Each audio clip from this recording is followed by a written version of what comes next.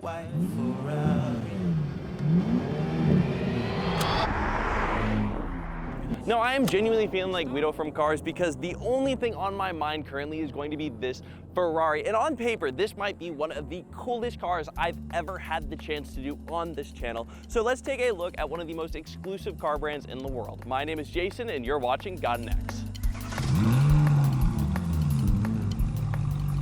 Now, with the name being derived from the capital city of Italy, Rome, the Roma is an interesting car to me because it doesn't have the same amount of history as some of the other Ferraris. Yes, it's a Ferrari and it has all of that history, but this is a relatively new model, first being showcased in 2019 to be later released. And this one here is a 2021 model, which actually won the best production car of the year. So lucky us, but I think there's no better place to start than under the hood of this beautiful car. Now, if we pop it open real quick, you're going to see an engine that is a beautiful and nicely paired V8. This is going to be a 3.9 liter V8 engine under the hood, paired to an automatic transmission, a dual clutch automatic transmission to be precise. And I mean, this thing is absolutely beautiful to look at. And I mean, this creates just over 600 horsepower. It's about 561 pound-feet of torque, and it's a great thing to drive. But we'll touch on that a little bit more in the driving experience, so make sure you stay tuned for that. But one thing that I can't stress enough is how amazing this sounds. And I don't want to just talk and tell you how good it sounds. Let's take a moment, let's listen to the exhaust clip behind this because oh my goodness, your ears will thank me. Now, Ferrari comes with an expectation when it goes to looks-wise, and I think that this one does deliver on those expectations because the aggressiveness of this front grille. You have the smaller grille overall, you have these narrow headlights, and just an excellent design language through and through. I mean, this car, if you're driving by it on the street, you're probably going to turn your head, do a quick double take because this does stand out compared to common traffic, which is a good thing when you're buying a Ferrari because, oh my goodness, how many of these giant, insane luxury brands look just like some of these other ones? I mean, Lamborghini, some of their larger SUVs and stuff like that, Porsche's SUVs, things along those lines look like they're just going to be an Audi or Mercedes or a BMW. And I feel like that Ferrari does a good job of making sure all of their vehicles feel like Ferrari. Now, I am going to touch on a few things that I do like about this being these 20-inch forged wheels. I think these are absolutely stunning looking. There's different tiers and stuff like that you can get, but I think that these look absolutely gorgeous. I love the embleming through and throughout the car, letting you know exactly what it is. Even if you don't know and you want to know, you can find out really quickly. The back of the car has a beautiful design language through and throughout. It's sleek. The taillights look fantastic in that. And the quad exhaust setup is absolutely beautiful to look at nonetheless. On top of that, I mean, this is a car that is going to pull attention. Now, one thing that I have a problem with this one in particular, though, is it's not pulling as much attention as it could. I have seen some other Ferrari Romas and they have beautiful colors. I absolutely love the Ferrari red on this. I like the blue that they offer and things along those lines. The white itself just is a little bit more boring. I get the kind of going with a white Ferrari, you know, going back to Miami Vice, the cocaine white Ferraris, but this just isn't that. And I think going with the white on this kind of undersells the absolute prowess that this car has on the road. Yes, it's still going to turn heads, but it's just not as good as it could be color-wise, so I am going to complain about that. But I mean, every single Ferrari you see is expected to look really good on the outside, but you know, that's not where it really comes together. On the inside of the car is going to be the most important. Let's talk about if it's comfortable in there and what's going on inside. Now, on the inside of the Ferrari, as you expect, the materials and everything are up to par and even beyond it. This is leather and suede put together, feeling like an absolutely luxurious experience, which is great. And on top of that, it's comfortable too. It doesn't just look good, it feels good. I mean, these are some insanely comfortable seats, and you can get the bolstering and everything exactly how you like it, so you're tucked in tightly and you feel good driving the vehicle. Now, this is going to be one of those more technically advanced Ferraris. If we're going to be honest, not a lot of Ferraris have that many much tech in them, but this one has a good amount and it's integrated pretty well. I mean, this is going to have a bigger center console than most other Ferraris, as well as you're going to have your digital gauge cluster. Now, it is a little bit weird because your shifter is kind of in the middle here. You can choose between automatic, manual, or you can go into reverse and everything with these switches, but the way you actually control the car we'll get to with the driving, but it's using the paddle shifters.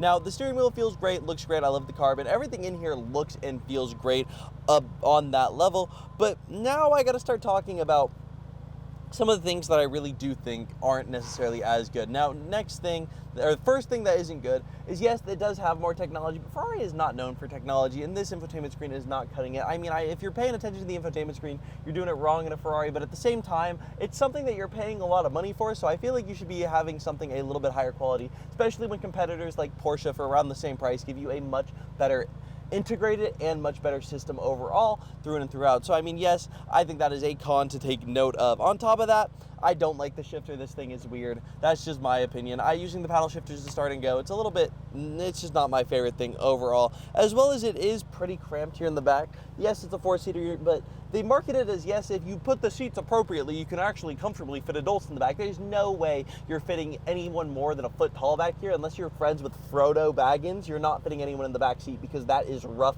for any adult. Now, on top of that, some things are needlessly complicated on the inside of here, and I just think that that's a little bit disappointing. Now, does that mean the inside of the Ferrari is not a good place to be? No, not at all. If you think that, you might be clinically insane, because this is still going to be one of the nicest vehicles you can set foot in. It's just not going to be the technologically advanced vehicle that you want it to be. This is going to be definitely surrounded by the driving portion, and I mean, I can't contain it much longer. Let's go right into that.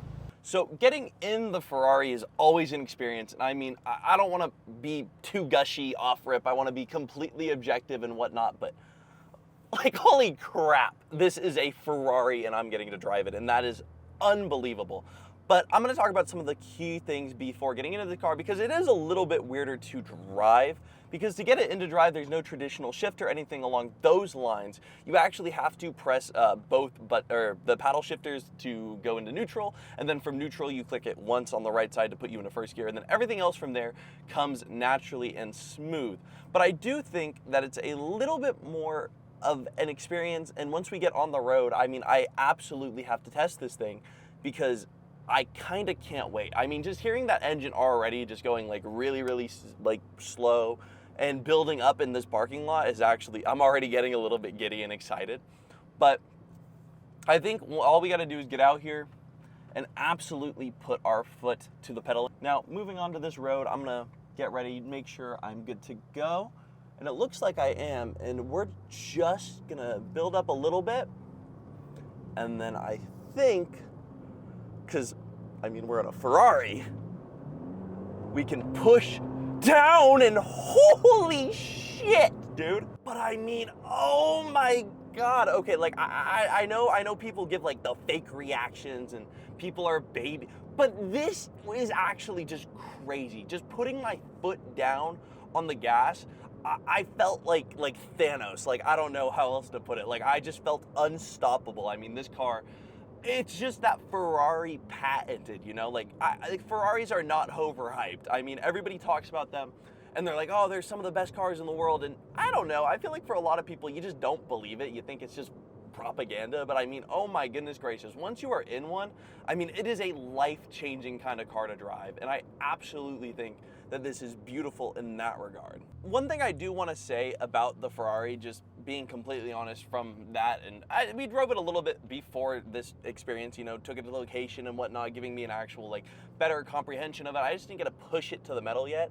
But with this car, I feel like one thing that I don't necessarily like all too much is I think the steering is a little bit too loose for how absolutely powerful this car is. And when I'm dealing with something along the caliber of this, and I mean, that sucks that we're hitting red lights and whatnot, but when you're dealing with something of the caliber of this, I kind of want something that's a bit tighter.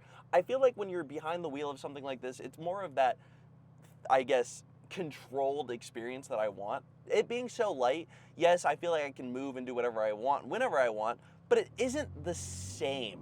You know, everything is a little bit too loose. I don't feel as good as I possibly could. But the fact that I don't feel every single like push and pull of this car, it does leave me feeling a little bit lackluster overall. But still, I think it's a phenomenal driving experience. I mean, for God's sake, it is a Ferrari. But I think we're gonna step out of the vehicle, do some closing thoughts, and go from there.